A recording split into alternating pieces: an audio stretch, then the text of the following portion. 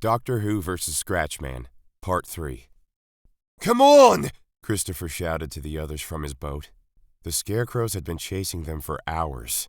These were among the last survivors from Liège. Originally, 30 men and women had managed to flee from the village during the Scarecrow slaughter, but only 6, including Christopher himself, had made it to the harbor. Christopher had gone ahead to the boat, not bothering to look and see if the others were behind him or not. He wasn't a coward, far from it, but he was the only one who could work the boat. Christopher could see what looked like hundreds of the Scarecrows on the beach chasing the mere 5 survivors, 2 of whom they caught up to and then tore to pieces with their metal claws. For a second, Christopher contemplated leaving the final 3. He needed to get back to the mainland, not just for himself, but to warn the people there of what was happening. Christopher wasn't sure if the Scarecrows could swim or not, and his boat couldn't move that fast. If he went now, maybe he could get a good head start on them. He stayed behind to the end, however, and the 3 survivors, a young boy and his parents, managed to make it to the boat. Unfortunately, one of the Scarecrows jumped 30 or so feet in the air and landed on the deck. Before Christopher or his parents could help the boy, the Scarecrow wrapped its clawed hands around his throat. Christopher struck the monster with a wrench, knocking it to the floor, while 2 more Scarecrows tried to crawl onto the boat behind. Christopher handed the wrench to the boy's father while he started the vehicle. Christopher got the boat out of reach before the other Scarecrows were able to climb on the deck. It appeared the monsters couldn't swim as they stopped when they got to the shore. The father, meanwhile, a large, heavy-set man, knocked the Scarecrow that had attacked his son overboard by pushing against it when it was near the deck. The mother, meanwhile, tended to her boy, who had passed out during the ordeal. "Don't worry," Christopher said to the mother. "We'll get help for him on the mainland." Suddenly, however, the boat started to shake. "What was that?" the father said, raising his wrench. Just ahead, Christopher could see several bodies floating in the water, killed in some kind of horrific ritual. Worse still, the waters beyond the body were bubbling and steaming. Christopher suddenly had a horrifying realization. The Scarecrows let us go because there was something in the waters they knew would get us. He tried to steer the boat in a different direction, but a massive head instantly emerged from the steaming water in front. It was several times bigger than the boat itself. The head was like that of a snake's, except it had 2 long horns sticking out from either side of the back of its skull. The beast breathed fire just above the boat before staring down at Christopher and the terrified family who huddled together. The Scarecrows laughed at the survivors' plight as the giant opened its mighty jaws and engulfed the boat in one bite. Back in the TARDIS, meanwhile, "This ship is ours now," the leader of the Scarecrows said to Elena, who pushed all of the survivors behind her and out of the back door of the console room. 2 Scarecrows tried to attack her and the survivors, but Elena flipped one over her shoulder and sent another tumbling backwards with a powerhouse kick to the chest. After getting the last of the villagers out, Elena locked the door and threw herself past 2 attacking Scarecrows onto the console, where she activated the emergency system, which was designed to take the TARDIS back to the vortex. Both of the TARDIS doors had been left open, and all of the Scarecrows were instantly sucked out into the vortex. Meanwhile, Elena held onto 2 safety handles underneath the console.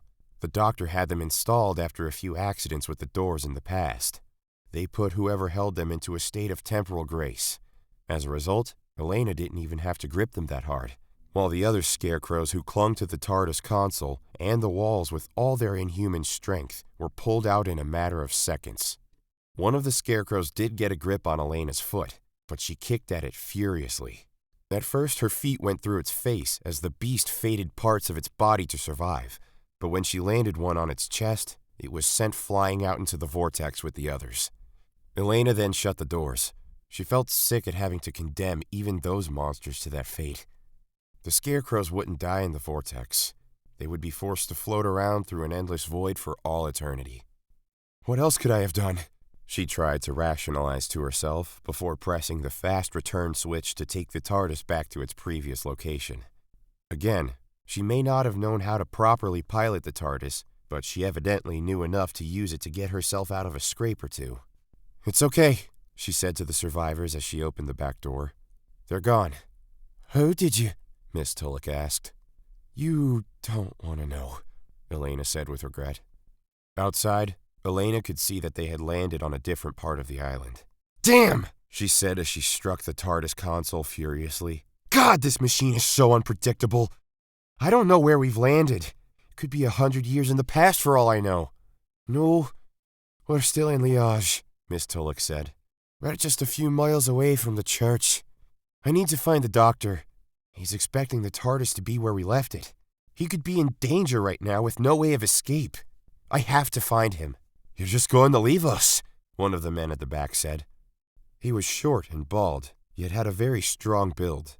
His name was Stanley, and he had been the mayor of Liège for many years. He didn't trust either the doctor or Elena.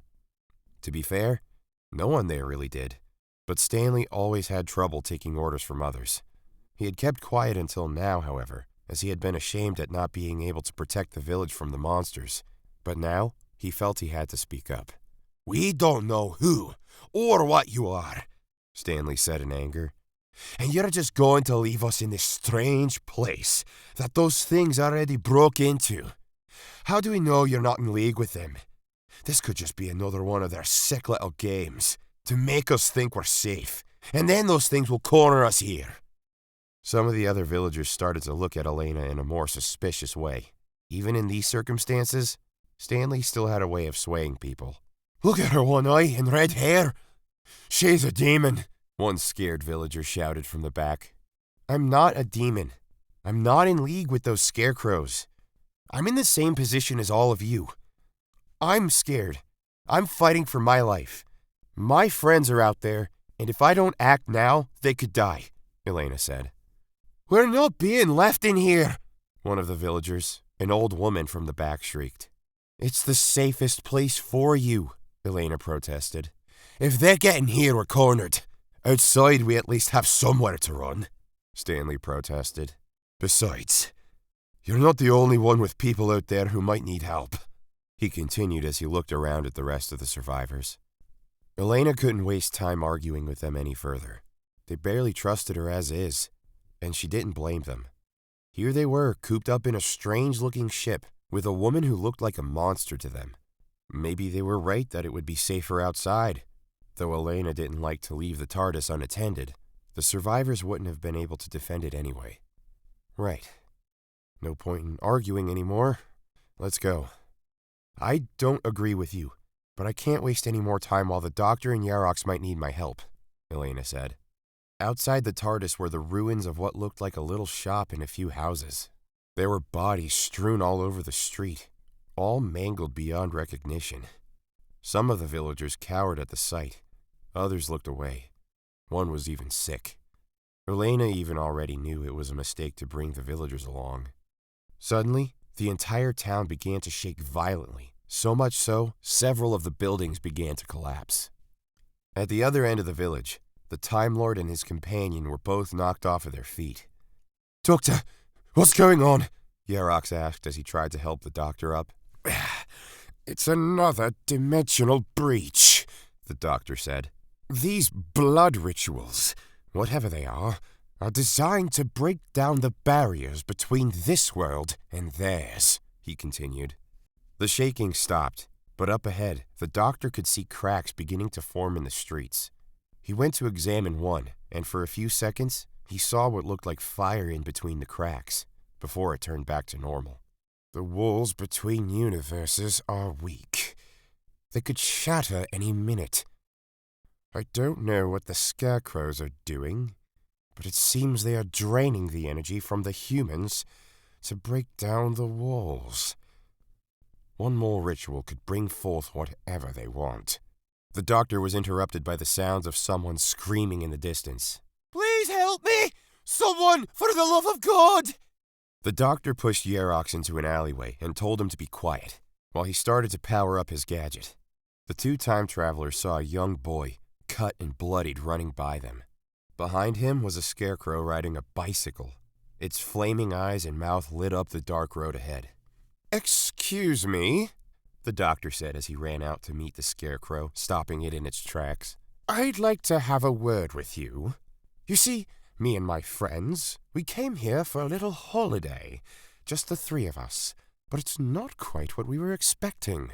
Too many tourists, too many demon scarecrows, too many eldritch abominations. I was wondering, can you recommend any other nice little quiet rural places?" The Scarecrow hissed at the doctor.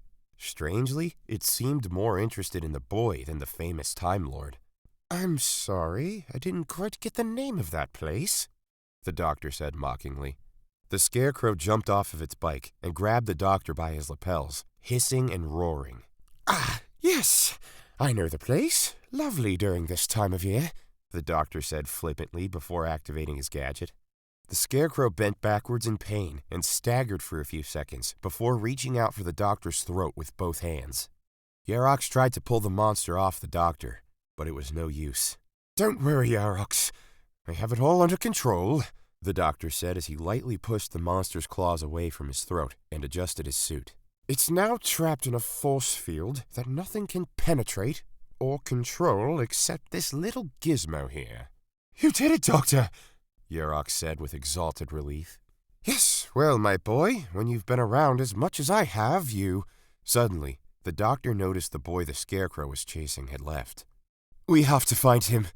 The doctor and Yerox ran down the street, though the Scarecrow the doctor had taken control of remained completely still. "Of course," the doctor said as he darted back to the Scarecrow. "Come on. I suspect we'll need your help." The boy had run in blind terror past the end of the street and round the nearest corner. He obviously had no idea who the doctor was, and so as soon as he had seen the monster attack the Time Lord, he fled. Unfortunately, it proved to be the wrong decision. Just around the corner were the 24 or so scarecrows that had chased the doctor and Yerox out of the church.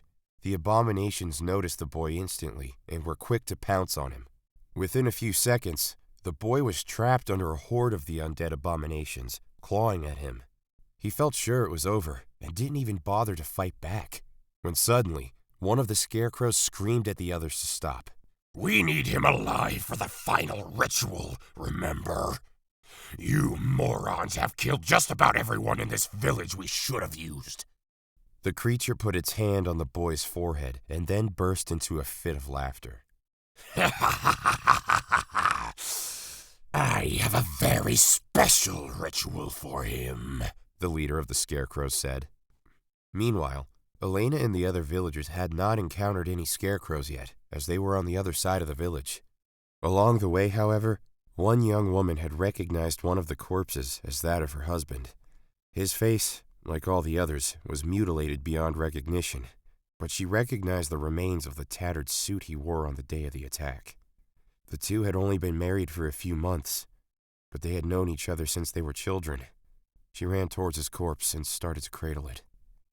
No, please, this can't be happening," she wept as she held what was left of her husband. The others tried to talk her away, but she refused to leave her husband again. After a few minutes, Elena insisted that they would have to leave. "You really are inhuman, aren't you?" Stanley said. "I'm sorry.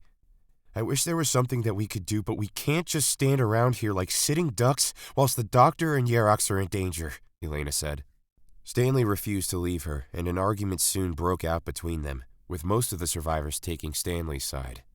"I've known this young woman for my entire life, and you think I'm just going to leave her here?" Stanley shouted. "Fine, I'll carry her," Elena said. "You won't lay a finger on her," one of the other villagers screamed. "Oh, for God's sake, what do you want me to do?" Elena said before suddenly noticing a screaming sound in the background. It was coming from what looked like the remains of an old pub. Wasting no time arguing further, Elena ran to the pub. Inside, she could see one of the scarecrows torturing a young man. It had strung him upside down from the ceiling and was slashing him with its metal claws. The monster hadn't noticed Elena, and it was too caught up in its own sadistic games. Elena grabbed a pool ball from a snooker table and walked slowly up to the scarecrow from behind. She struck it over the back of the head with all her strength, knocking it face down. However, as Elena went to untie the monster's prisoner, the scarecrow instantly jumped back up. "Was that supposed to hurt?" the monster sneered. Elena tried to hit the scarecrow in the face again with a pool ball, but it slashed her across the arm, causing her to drop the ball.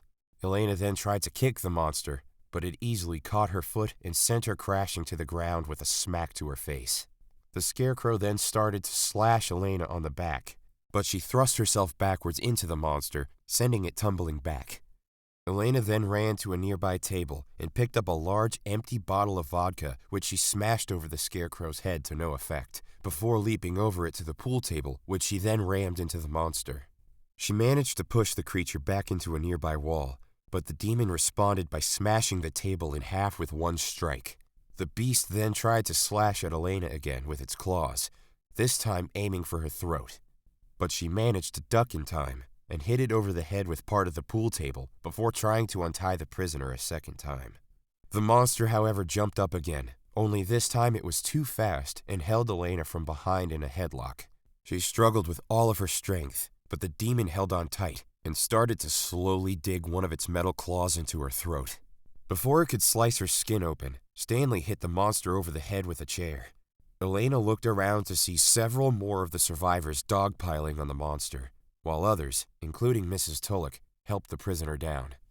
The Scarecrow tossed the other survivors, including Stanley, aside, but they distracted it long enough for Elena to land an air kick into the demon's chest, sending it flying across the room. Elena made sure the villagers got out before her and distracted the Scarecrow by throwing anything she could at the monster. Pool balls, bottles, even a chair. Outside, they all headed down the nearest street, with two men carrying the Scarecrow's prisoner. Elena could see among the survivors the young woman whose husband had been killed by the monsters. "I'm sorry," Elena said to the woman. "I didn't mean to." "No, we are," Stanley interrupted. "I'm not going to pretend to even understand what you or your two friends are, but I saw in there that you were willing to risk your life for us. I'm sorry I misjudged you. Believe you me, people born thousands of years later have been far more judgmental than you guys have," Elena said. This touching moment, however, was interrupted by the Scarecrow emerging from the pub, screaming and alerting more of its vile brethren to emerge from the ruins of the buildings around them. Elena and the others ran blindly down the streets, though she at least looked around for anything they could use against the Scarecrows, or even just anywhere they could hide. "Please, I can't go on any longer," the Scarecrow's former prisoner from the pub said. The survivors stopped and put the man down, while Elena got a good look at his wounds. "Please," he said. "They took my little brother away. They say he was going to meet our parents. You have to help him." He started to cough up blood. It was obvious that he wouldn't last much longer. Elena and the others did all they could to make him feel comfortable in his last few moments. "I promise, we'll find him," Elena said softly as she held his hand, while the others kept a lookout for the Scarecrows. The earth began to shake again, only this time it split open just in front of the survivors. Several tentacles emerged from one of the cracks in the ground in front of them. These tentacles were roughly 80 feet long, green and reptilian-looking, and they writhed around in the air for a few seconds, with one of them even knocking the ruins of a small shop over before reaching out for two of the survivors' feet. The tentacles lifted the survivors up into the air before Elena or anyone else could help them, and then swung them around repeatedly. The creature, whatever it was, smashed their heads off of the ground and threw them all the way across the village. The rest of the survivors all ran frantically in every direction. But as more cracks started to appear in the ground, more tentacles emerged, which reached up and wrapped themselves around buildings, crushing them. The survivors tried desperately to dodge the pieces of falling rubble and the tentacles that started impaling any survivor they came into contact with. "We're trapped," Elena said, as she and Stanley and a handful of the other survivors were surrounded by more tentacles. Meanwhile, on the other side of the village, "Please, please just let me go! I'm completely harmless, I'm not important!" the boy screamed as the Scarecrows dragged him to the graveyard outside the old church. "So were we once," the leader of the Scarecrows said with regret. The demons brought him to a coffin that lay next to a dug grave. The heading on the tombstone read, Marissa Thompson. The boy knew that name all too well. It was his mother. The boy, whose name was Jonathan, had never known his mother. She had sadly died giving birth to him. His father, Mark, had always resented Jonathan for this.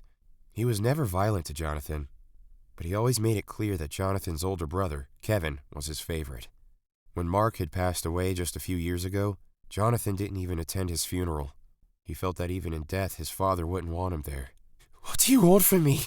Jonathan asked. "We want your fear, your pain," the Scarecrow said as it pulled open the coffin. Inside, Jonathan could see the rotting corpse of his mother. He looked away in horror and wanted to be sick, but the Scarecrows brought him closer to the casket. "I can understand why you're so upset. You did kill her after all," the leader of the Scarecrows taunted. It then picked up Marissa's corpse and started to dance with it in a mocking way. "Such a loss," it said. "She never got to see her boy grow up. Still, maybe we can make up for the lost time by making sure you spend as much time together now." The leader of the Scarecrows then threw Marissa's corpse into Jonathan before throwing them both into the coffin, which the Scarecrows sealed up and began to lower into the ground. "No one can help you now. You'll rot alongside the body of the woman you killed," the leader of the Scarecrows taunted. Just then, however, one of the Scarecrows from the back pushed its way past the others and picked up the shovel that had been used to dig the grave and hit the leader over the head. It then hit two more of the Scarecrows across the face before ripping open the lid and pulling the boy out. The leader jumped up and prepared to attack the both of them, but Yarox, who had been hiding behind a gravestone, tackled him to the ground. The doctor then jumped out from behind another headstone, lifted a tomb that the Scarecrows had knocked over, and smashed it into the leader's face. The doctor then rammed it into the chest of another Scarecrow, pushing it back into the others behind, whilst Yarox and the doctor's Scarecrow fought off the rest. However, one of the hell beasts managed to push the doctor back and rip the tombstone out of his hands before bludgeoning him over the head with it. Yarox noticed the doctor's plight, but unfortunately, in the mere second he was distracted, one of the Scarecrows overpowered him. The doctor's Scarecrow was soon overpowered by the others too, and the leader of the Scarecrows easily held the boy. "Now where were we?" it said with malicious glee. To be continued.